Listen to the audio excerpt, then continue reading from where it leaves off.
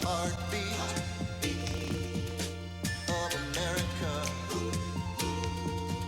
Listen to the heartbeat of America. Yeah, it's the season in the air, the color of open space. Mountain Lake, magic place, feel the heartbeat of America. When your heart beats for the great outdoors, see your Chevy dealer, where you'll find over 90 different ways to enjoy it all. Oh, the heartbeat of America. Chevrolet. That's today's Chevy truck. Welcome to the Sportsman's Workshop, brought to you by the Heartbeat of America, today's Chevy truck. For a pan fishing film, we came to beautiful Table Rock Reservoir in the Missouri Ozarks, located right on the border of the state of Missouri and Arkansas. Excellent, beautiful, clear water, full of panfish, bluegill, crappie, and white bass.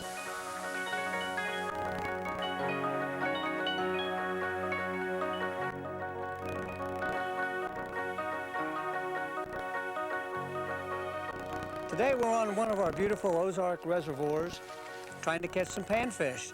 As you can tell, we've got a little changing weather conditions, but panfish is probably one of the most fun, easiest way of catching fish that are good to eat that there is. Oh, look at here. Panfish are found in virtually every state in the United States, sometimes not too big, but we have a lot of fish in our Ozarks reservoirs, of which panfish are just one. Bluegill and crappie.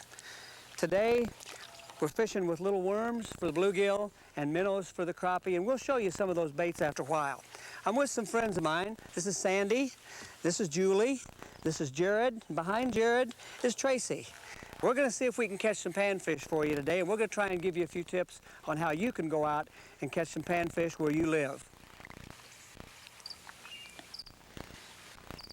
We're going to head out now, and we're going to look for a place to catch some of these panfish.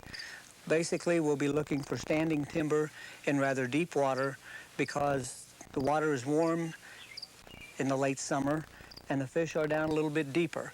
So we'll be fishing probably 25 to 30 feet deep along the edges of the creek channels in the standing timber, and that's where we should be able to locate the panfish today. Regardless of whether you're a pre-teenager, a teenager, or an adult, you should always wear a life jacket in a boat, especially when the big engine is running. When you're fishing, sitting still, tied up, anchored, it's all right to take your life jacket off as long as you keep it nearby. And just have it close in case you need it. But when that big engine is running, make sure that life jacket is on and zipped up.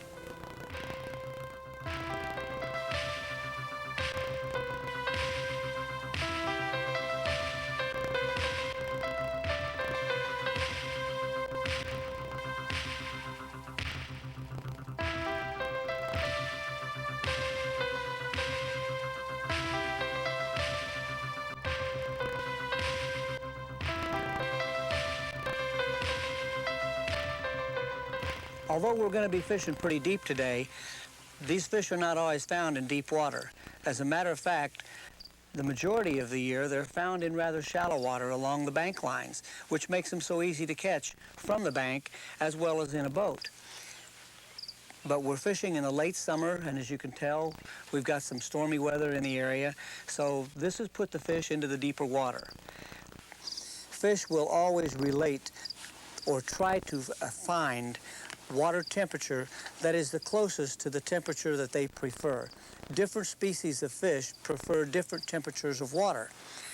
In the wintertime, crappie and bluegill will have to go deep because that's where the warmest water is, in a reservoir. In the spring, they come to the shallow water for two reasons: to feed and to spawn. After the spawn, they will again move primarily based on the temperature of the water. If the water stays cool, they will stay shallow. When the water temperature gets over 75 or 80 degrees, bluegill and panfish will go to deeper water to find that cool temperature zone that they prefer. In other words, the surface temperature here has been approximately 84 degrees. And at about 18 feet deep, the water temperature is about 82 degrees. But at 22 feet deep, the water temperature will be in the mid-70s. So that strata right there is where those fish are going to hold.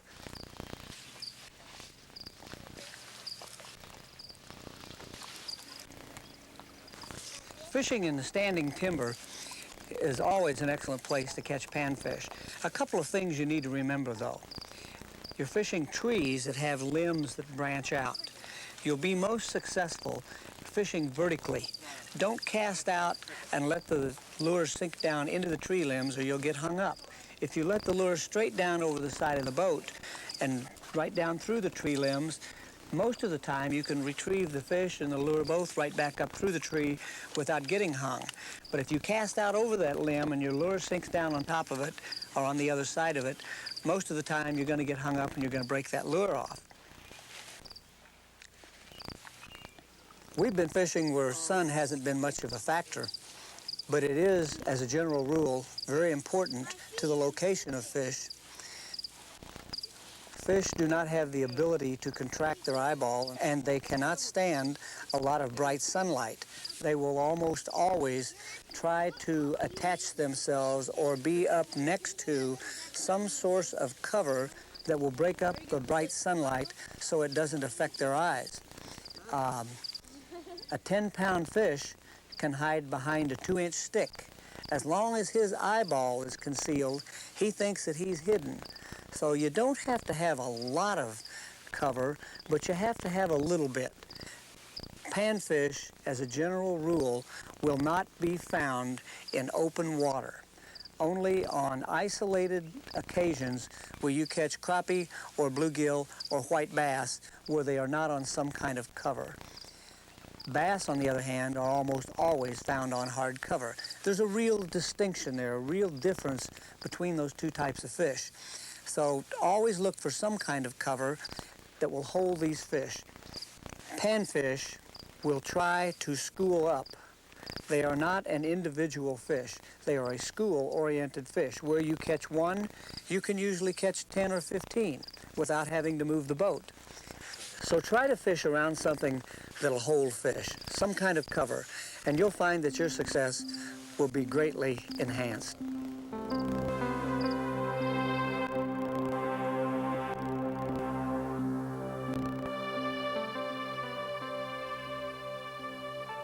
You know, cleaning panfish need not be a chore if you've got some aids to help you. And the best thing you can have is an electric fillet knife. When you use an electric fillet knife, you'll lose a little bit of meat, but the convenience makes it well worth the while as long as the fish are big enough to fillet. The bluegill would have to be about 1/2 to 3/4 of a pound minimum, and a crappie approximately the same size. We've got a bluegill here, and we're going to fillet them out for you. You'll notice you take the knife, set it right along the back of the fin and behind the gill. And then when you start the knife, just a little bit of pressure down and turn this way and go along parallel to the spine.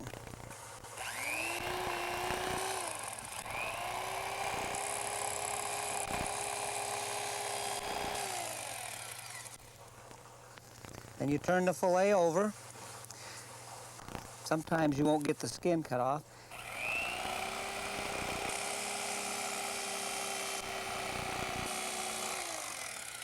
There you have a nice little fillet.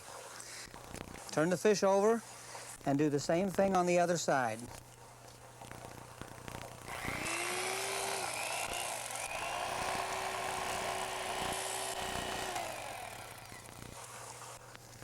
Another way to prepare a panfish, if they're a little bit smaller than what you can safely fillet, is to take a regular knife and put the blade the same place as you had it with the fillet knife, behind the gill, behind the fin, and behind this ventral fin here, and cut down through the fish, completely severing.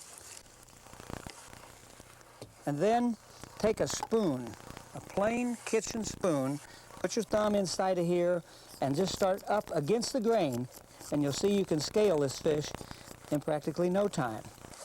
After you have the fish scaled, you can get rid of the rest of the fish. After you have him completely scaled, You can see how easy it is. Make sure the fish is wet when you do this. Don't let the scales dry out or it's hard to get them off. Now that fish is really ready for the skillet. All you need to do in order to prepare this fish now is wash him off and bread him or whatever kind of batter you prefer to cook them in. Don't bother to remove these fins. You can cook the fish with the fins on them, and then the fins will remove very easily after the fish is already cooked. So there you have a bluegill ready for the skillet.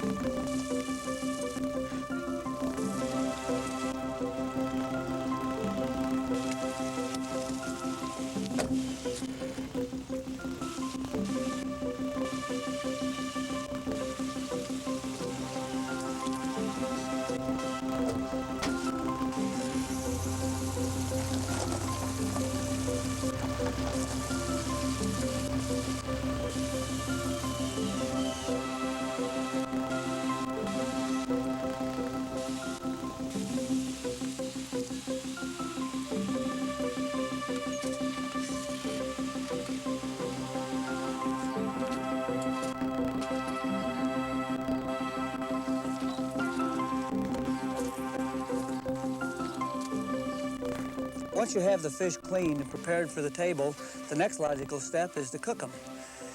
Nothing tastes any better than fresh fish cooked at a shore lunch. A good hot skillet full of grease and a bunch of fresh fish fillets is about as good eating as it comes. To prepare the fish, it just takes a little bit of equipment, a Ziploc plastic bag, a little bit of cornmeal, some salt and pepper mixed all together in the bag. Wash the fillets, dry them off a little bit, drop them all in that bag of cornmeal and shake them up good. When you take them out, take a couple of drops of water and drop them in the skillet. If the water pops, the grease is hot enough to drop those fillets in. And you don't have to cook them very long. A fillet that's only about 1/4 of an inch thick will only take about maybe 30 seconds to 1 minute on each side. As soon as that cornmeal starts to turn a little brown, they're ready to put on the plate and have a fine meal.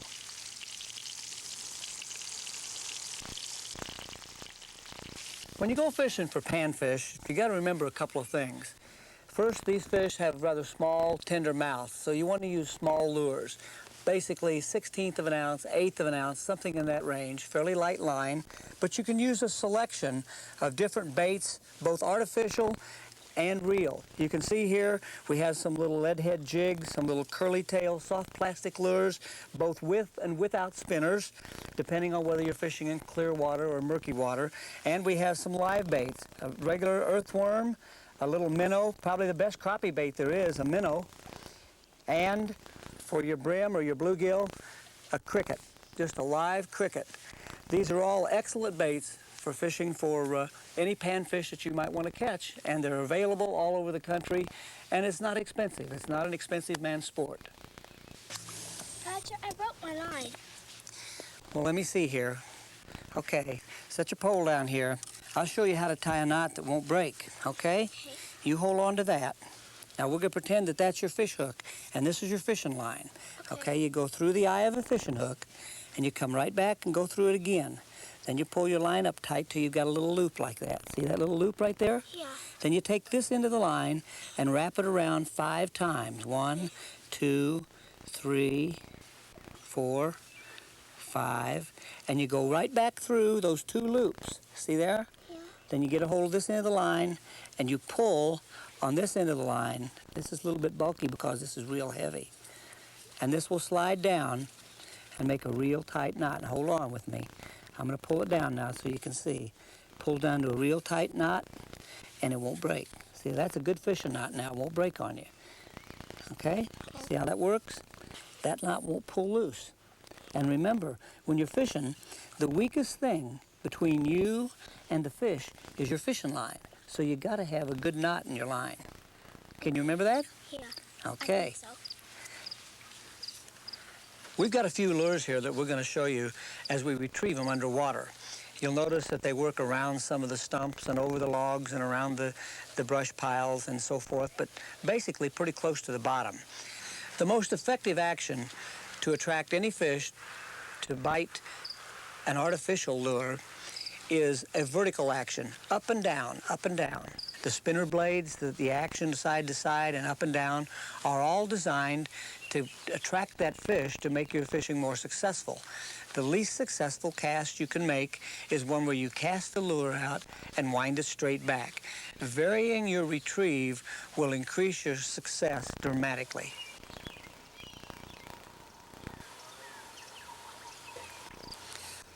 An excellent technique for crappie fishing is what we call crocheting. Crocheting merely is taking a small 16th or 32nd ounce or even a 64th ounce lead head marabou jig and dropping it down through the brush piles, down through the cover to the bottom. When it hits the bottom, then you take a hold of your line with your thumb and your index finger and you twitch it. You pick it up again with your thumb and finger, drop that coil, twitch it again. Every time you go from the pickup, the twitch, to the pickup, you retrieve about 8 inches of line.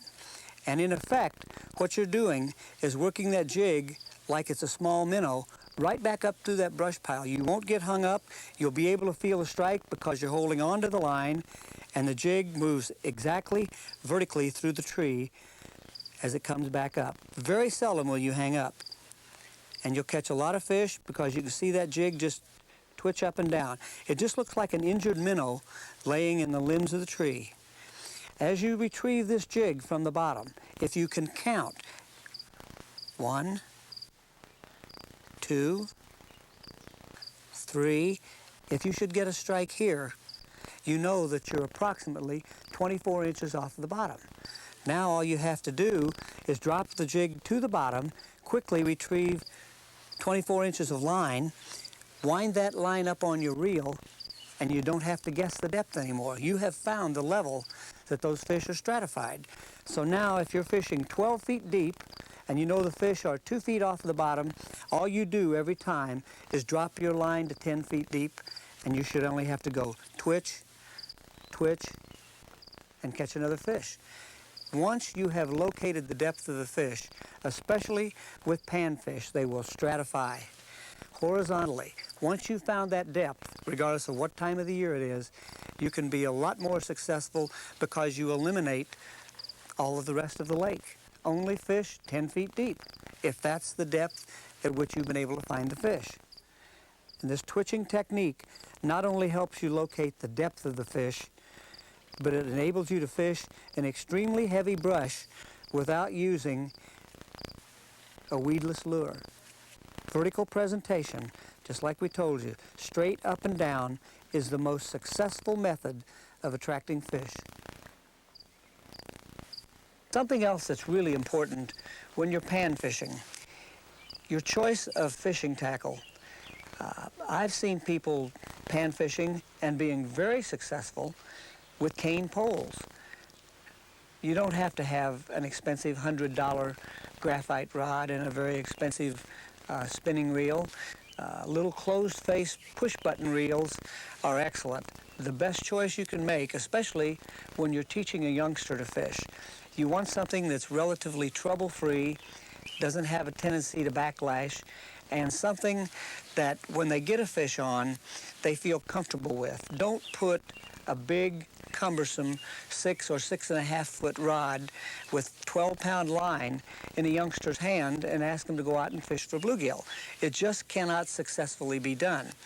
Get something with 4 to 6 pound line and a rod in the 5 to 5.5 foot category, no longer.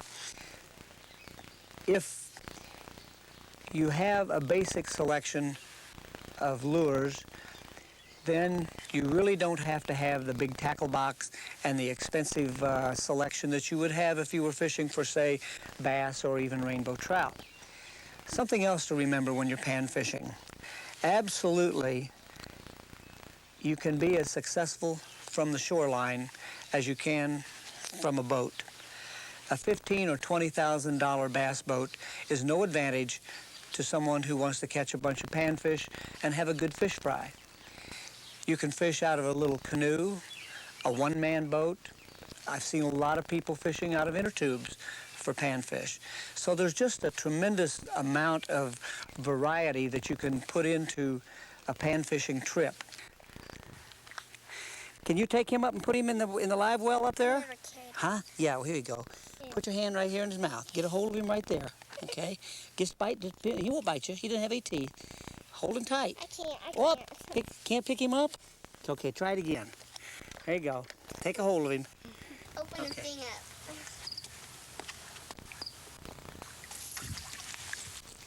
Uh-oh. Got a fish out there, huh? What is it? That's a crappie. That's a good crappie. It's a good crappie. Yeah, bring him over here. You know what he did? You set your pole down and he caught that fish on your pole. Huh? Did I still catch Wait, it? lift him up here. That's a good crappie. Lift him on up. Did I still catch it because it was on my pole? Look at that, huh? That's a good crappie I there. caught isn't it Yeah. because that's my pole. Jared caught him on your pole. Jared will give you that fish if you put your thumb in that fish's mouth. Huh? Come on. All right, you kids just stay here now and keep casting and try to catch some more fish. And while you're doing this, I'm going to go up and see how your mom's doing with lunch. And I'll come back down and get you when it's ready, and we'll all go up and eat. Does that sound okay? Yeah. Okay. Okay.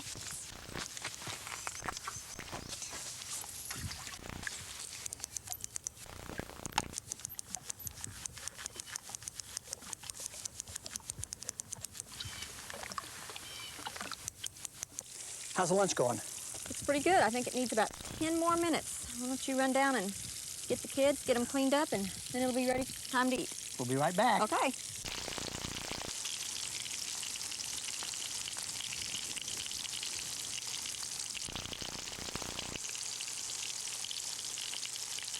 Come here, Julie, and I'll put some fish on your plate, okay? There you go. Looks good. Okay, go over there and sit by your sister. When will we get to go fishing in the boat, Roger? Just as soon as you kids finish eating your lunch and we get the campsite cleaned up, we'll go back out. Good.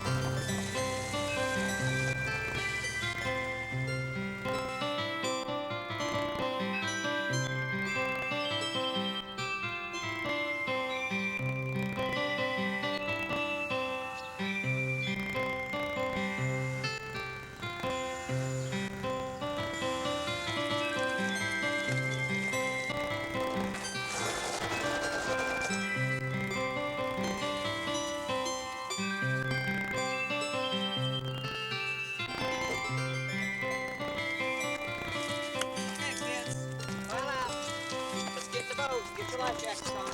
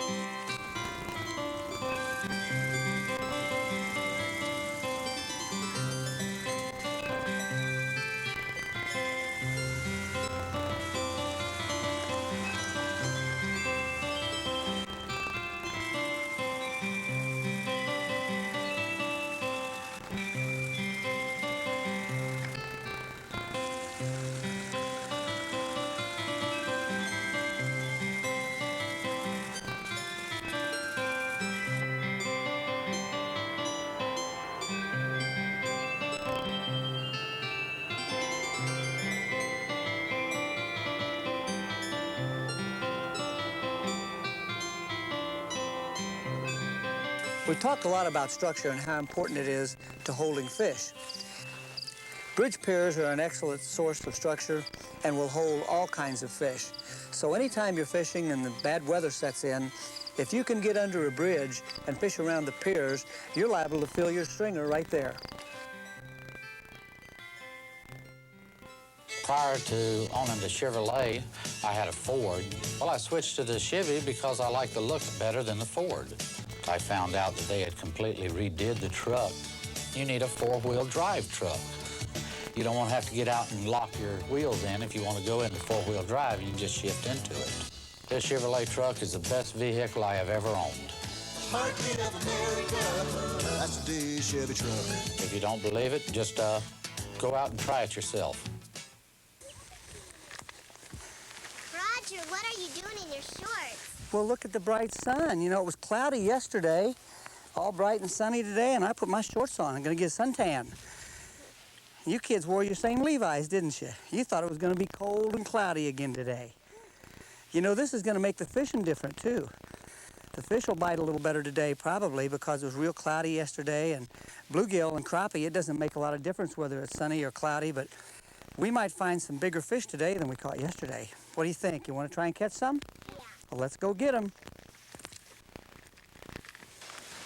I think probably the most important thing to take into consideration, especially when you're teaching a youngster to fish, is that they catch fish.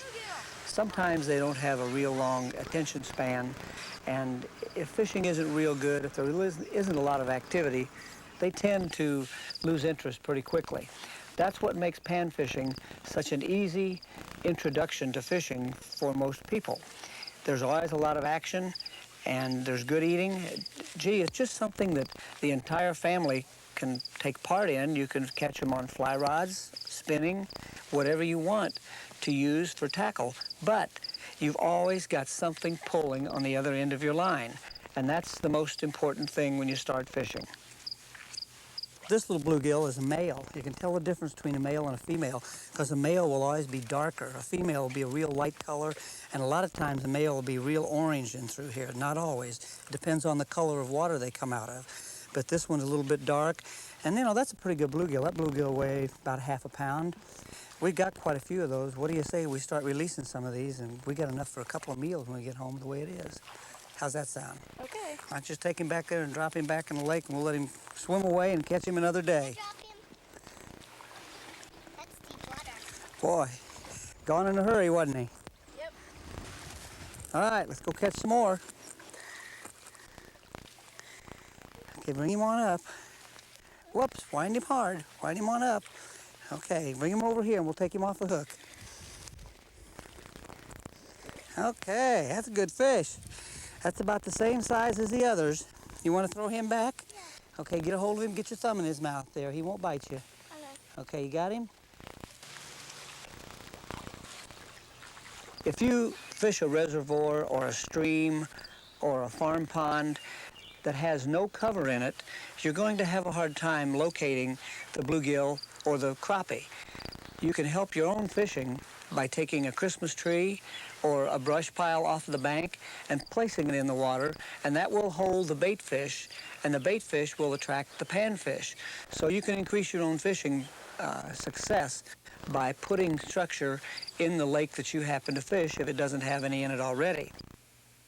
Hand him over here to me now. Lift him on over here. That's far enough. Don't wind anymore. You want to put him back? He's about the same size as the one your sister just threw back. Just take him there and now just drop him back in the lake. Atta girl. In addition to fishing the creek channels and the steep bank lines in the hot part of the summer, boat docks are a tremendous source of structure and will hold a lot of panfish, especially bluegill. Can you put your finger in his mouth and throw him back? Because he's going to jump. Okay.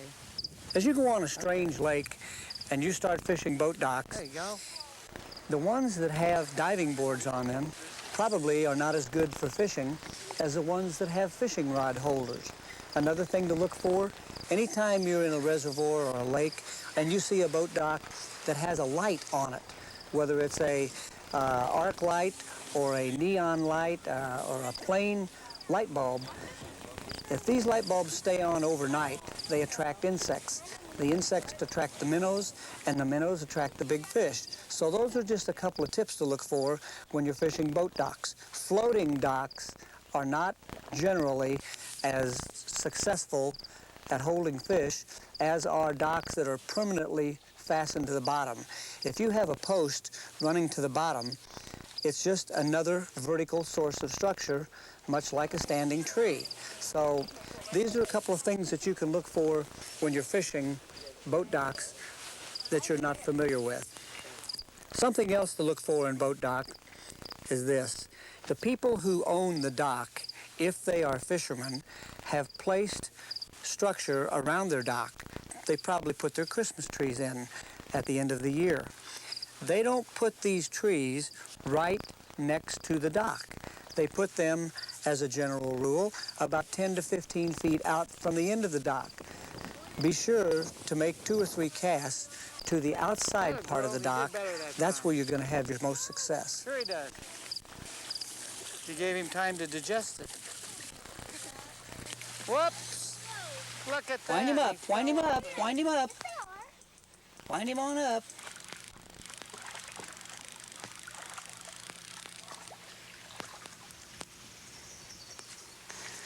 Oh, look at that. That's far enough. All right, now you're going to have to climb up the pole to get him off the hook because you wound him clear up to the end. That's far enough. Don't wind any more. Now lift the fish over here. No. Okay, so you want to be able to get a hold of the fish. If you wind him to the end of the pole, you got to put the pole down and put steps on it and climb up there to get him off the hook. You remember that? Okay, now you want to release this one? Want to throw him back? I'll throw him back. Okay, here, get a hold in the mouth because he's got fins. Okay, just drop him back in. There you go. Oops, looks like he swallowed my worm.